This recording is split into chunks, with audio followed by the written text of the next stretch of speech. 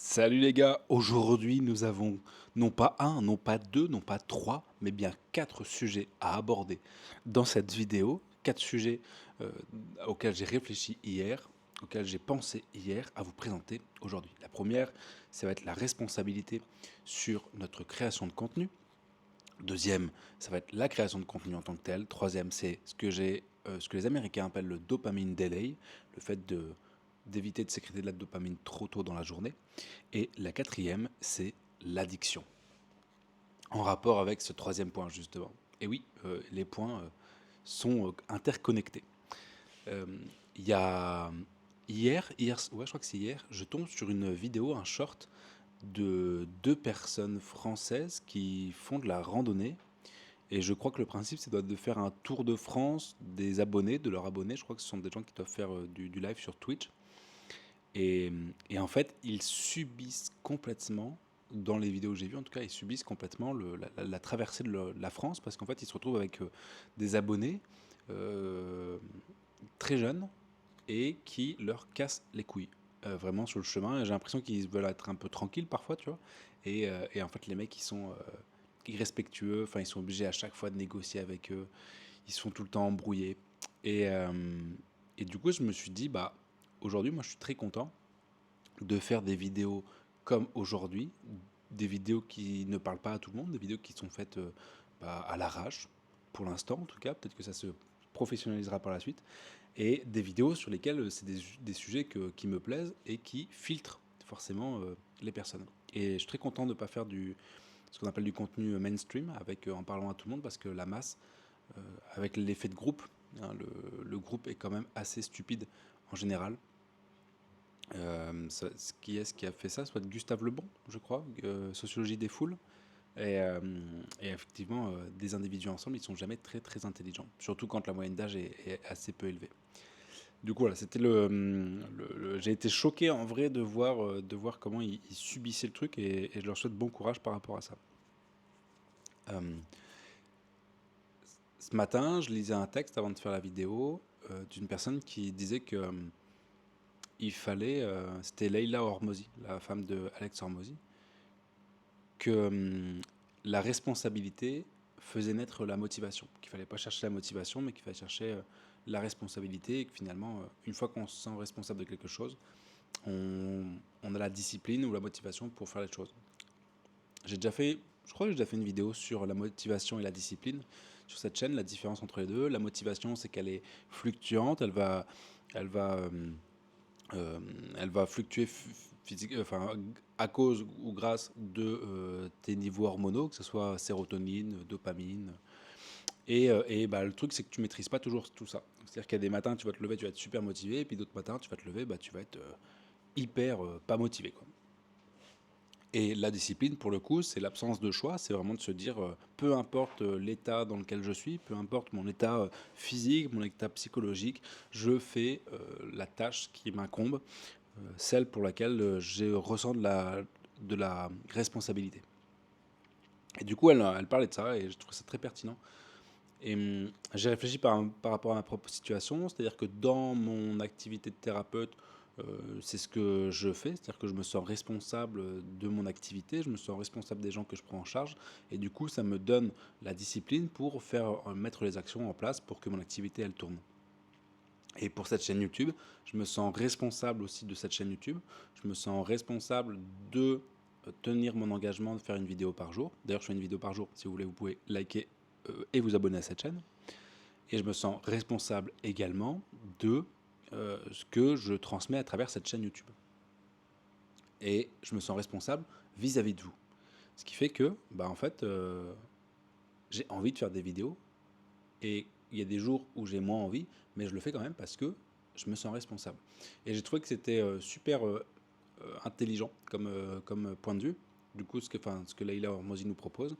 Et hier, j'ai fait une vidéo sur justement la responsabilité, le fait que, je crois que c'était hier ou avant-hier, c'était le fait que ce qui t'arrive dans la vie, bah, tu en es responsable dans le sens où si tu te dis j'en suis responsable, tu peux agir dessus. Si tu te dis j'en suis victime et je peux rien y faire, c'est trop injuste. Et bah là, dans ce cas-là, le problème c'est que tu ne peux pas agir parce que du coup, tu es victime, quoi. Donc, de te dire je suis responsable de ce qui m'arrive, Ça te permet justement d'avoir des actions, des leviers pour changer la situation. Et, du coup, on retrouve ce principe de responsabilité aussi dans l'engagement, finalement, dans les tâches que l'on doit faire, quoi. Et si tu te sens pas responsable, au final, tu fais pas. Par exemple, une personne qui est obèse, elle doit pas vraiment se sentir responsable de sa santé, parce que sinon, ou de son poids. Elle doit plutôt, enfin, en cabinet, j'ai quand même vu beaucoup, beaucoup de personnes en surpoids. Et un des traits communs que j'ai retrouvé, c'est que c'est des personnes, c'est une généralité, tous ne sont pas comme ça. Quand même, en général, ce sont des personnes qui se plaignent énormément. Se, se plaignent de leur poids, se plaignent de leur douleur physique liée à leur poids, se plaignent de l'alimentation liée à leur poids, se plaignent de beaucoup de choses, mais ce ne sont pas des personnes qui passent beaucoup à l'action, ou alors qui essaient et puis que ça ne marche pas forcément comme elles voudraient, qui abandonnent. Et, et je pense vraiment que soit on se plaint, soit on essaye d'arranger les choses, soit on passe à l'action. Et un des schémas en tout cas que j'ai retrouvé chez les personnes obèses, c'est que beaucoup se plaignent, mais n'arrivent pas à passer à l'action par rapport à leur poids, ou alors quand elles le font, n'ont pas les résultats escomptés. Et je ne suis pas médecin, je ne suis pas nutritionniste, donc mon avis vaut ce qu'il vaut, il n'est qu'à titre personnel. Et je ne suis pas coach en diététique. Mais voilà, donc c'était pour illustrer que le fait de se sentir responsable, ça nous permet de prendre des actions, de mettre en place des actions et de s'y tenir. Si tu te sens responsable, par exemple, si tu as des enfants et tu te sens responsable de tes enfants, tu vas faire des choses que tu n'as pas envie de faire, mais parce qu'il faut les faire, parce qu'il faut bien que tes enfants vivent et ne meurent pas. Si tu te sens responsable d'offrir un cadeau à ta copine pour son anniversaire, tu vas faire l'effort d'aller trouver un cadeau pour ta copine. Si tu ne te sens pas responsable, tu ne le feras pas.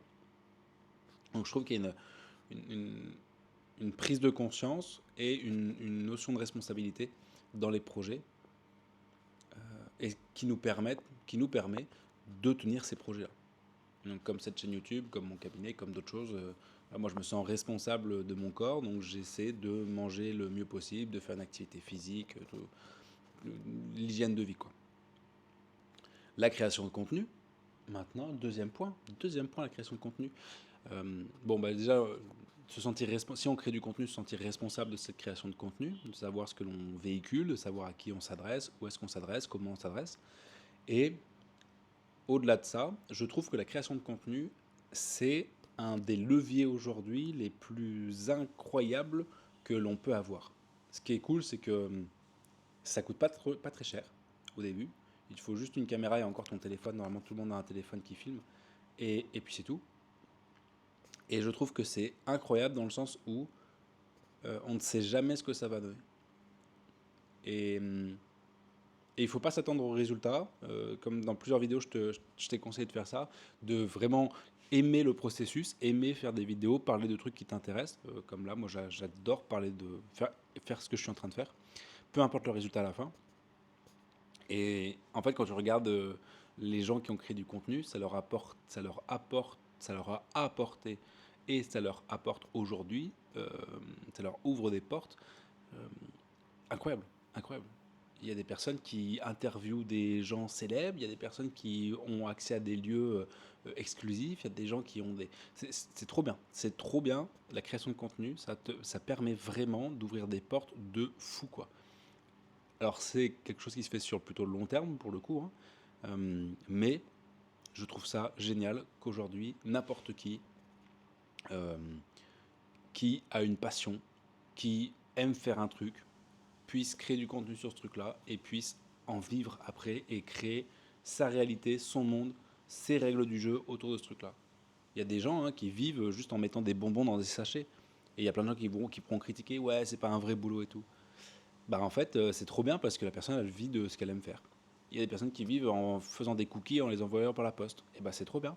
Il y a des personnes qui font des couteaux et qui vivent en faisant des couteaux. Ils font un couteau par semaine, ils vendent ça 1000 balles. Bon bah voilà, ça en fait 4000 balles, tu vois. Et, et rien de tout ça ne serait possible sans la création de contenu. Et je trouve ça génial. Je trouve ça vraiment super. Je trouve ça vraiment super. Ça, c'était sur la création de contenu. Je trouve que le côté exponentiel des choses, il est magnifique. Il est vraiment magnifique. Et hier, je suis allé me faire couper les cheveux. Et il y avait une nana qui est une TikTokeuse, voilà, qui a un compte TikTok et qui faisait des vidéos pour le salon, tu vois. Et je trouve ça super. Alors déjà, moi, j'aime beaucoup la représentation. J'aime beaucoup les métiers de représentation. Et théâtre, cinéma, enfin pas influenceur, mais ouais, si, influenceur, créateur de contenu, tout ça. Je trouve que c'est des choses, ça donne vraiment des capacités, des savoir-faire qui je trouve très intéressants et qui surtout sont très applicables dans plein de domaines. Et à partir du moment où tu sais parler à une caméra, et ben en fait, ça te donne aujourd'hui un pouvoir et une capacité d'adaptation qui est géniale, qui est géniale. Moi, par exemple, dans mon cabinet de thérapeute, si mon cabinet il tourne aussi bien, c'est que je sais parler à la caméra. C'est que, alors je sais, je sais, on dirait pas via ces vidéos-là, via ces vidéos YouTube, mais dans mon activité, j'ai des scripts, j'essaye de faire ça plus travaillé, on va dire. Et si mon activité elle tourne, c'est parce que j'ai eu une caméra et que je me suis filmé et que j'ai fait 5 vidéos d'une minute et que du coup ça a connecté avec les gens et puis que les gens ils sont venus quoi. Et ça, je sais que si je fais la même chose demain, je me lance en tant que, je sais pas moi, j'apprends à être boulanger, je fais une formation de boulanger, pâtissier, allez, pâtissier. Je fais une formation de pâtisserie, et ben je sais que le fait de faire des vidéos, de prendre cette expérience-là que j'ai fait en faisant des vidéos et de le faire pour la pâtisserie, et ben ça va m'apporter des gens. Alors je serai peut-être pas Cédric Grolet du jour au lendemain, mais ça va m'apporter des gens. Ça va pouvoir me faire vivre de mon activité. Aujourd'hui, en plus de ça, aujourd'hui on est dans une vraie révolution avec l'intelligence artificielle où les gens ne vont plus aller chercher du contenu, mais vont aller chercher de la relation. Le contenu, il va être généré en une microseconde, bientôt là, dans une microseconde, tu auras ta vidéo qui sera faite, montée avec tout, tout, tout, tout, tout. Donc les gens vont venir chercher de l'authenticité, de la vraie relation, parce que c'est un des besoins humains, un des besoins de base humains, de venir connecter avec des gens, de venir s'inscrire dans un groupe, dans une tribu. Je t'ai fait des vidéos justement sur la tribu, sur cette chaîne, que tu peux aller voir. Comment créer une tribu, comment être leader d'une tribu. Et l'IA va générer tellement de contenu que les gens vont vraiment être à la recherche d'authenticité. Et c'est ce que j'essaye, c'est ce que je cherche aussi à faire à travers cette chaîne YouTube. C'est pour ça qu'il n'y a pas de script, c'est pour ça que c'est complètement ma personnalité, mon point de vue, qui je suis, que je vous donne jour après jour, pour justement connecter avec vous le plus, j'allais dire intimement, mais ça va être mal perçu, le plus honnêtement possible. Voilà. Et, et le fait de créer du contenu va vraiment vous donner une chance de survie face à l'IA. Franchement, vraiment, parce qu'il va y avoir tellement de métiers qui vont être supprimés avec l'IA que la création de contenu, la création d'une tribu vous donnera des chances de survie euh, par rapport à l'IA. Ça, j'en suis persuadé. Je ne vois pas comment ça peut être autrement par rapport à l'intelligence artificielle et au fait de remplacer énormément de travail. Ce qui va rester, ce seront les relations, ce seront les travails de relations et la création de contenu en est un, du coup. C'est comme OnlyFans. C'est comme OnlyFans. OnlyFans, les gens vont pas chercher du contenu, ils vont chercher de la relation. Hein, les chatteurs au bout du fil, ils créent de la relation avec la personne. Et d'ailleurs, tu peux retrouver des interviews où le mec, quand il dit, quand le client dit je t'aime à sa modèle OnlyFans, qui au final est un chatter, euh, et bah à partir du moment où le mec il dit je t'aime, ils savent que le mec il est coincé. Terminé, ça y est, maintenant c'est bon, on peut lui vider son compte en banque. C'est vraiment de la relation, c'est un business de relation, OnlyFans comme beaucoup de choses pour le coup. Les gens vont pas chercher du contenu, ils vont chercher de la relation. Et je trouve que c'est ça la différence aussi dans les chaînes YouTube. Moi aujourd'hui, ce que je cherche à faire, c'est à travers le contenu créer de la relation. Et je pense que quand on fait des choses mainstream comme les deux gars dont on a parlé au début, je pense que le contenu, peut-être que le contenu passe avant la relation et du coup, bah, ça crée ces problématiques-là de relations qui sont mal gérées quoi, ou négatives. Là, le troisième point que je voulais aborder dans cette vidéo, c'est le dopamine delay. En gros, c'est j'essaye dans ma journée de faire en sorte d'aller vers des activités qui me font générer de la dopamine le plus tard possible dans ma journée. Je fais le lien avec le point numéro 4 qui est l'addiction. J'ai lu un livre il y a presque une dizaine d'années maintenant. J'essaierai de vous retrouver le titre. Mettez-moi en commentaire si vous voulez que je vous dise le titre, je le retrouverai. C'est un livre d'un chercheur et d'un thérapeute italien. Je crois qu'il fait de la PNL, où il fait de la thérapie brève et constructive. Je crois que c'est ça. TCC. Courte et constructive. TCC, je crois. Et en gros, dans son livre, à un moment, il cite le cas d'une de ses patientes qui est boulimique. C'est-à-dire que la meuf, elle s'empiffre de nourriture jusqu'à se faire vomir pour rebouffer après, pour revomir. Et en fait, il lui dit, bah, ce que vous allez faire, c'est que vous n'allez pas arrêter, mais par contre, vous allez non pas le faire de manière compulsive, mais le faire d'une manière contrôlée. Vous allez réfléchir au meilleur moment, au meilleur endroit, à la meilleure nourriture que vous allez pouvoir ingurgiter. Et vous allez non pas le faire toute la journée, mais vous allez le faire à une heure précise. Et en fait, la nana, c'est ce qu'elle a fait. Donc pendant une semaine, elle a déterminé quel serait le meilleur moment pour s'empiffrer comme un gros cochon.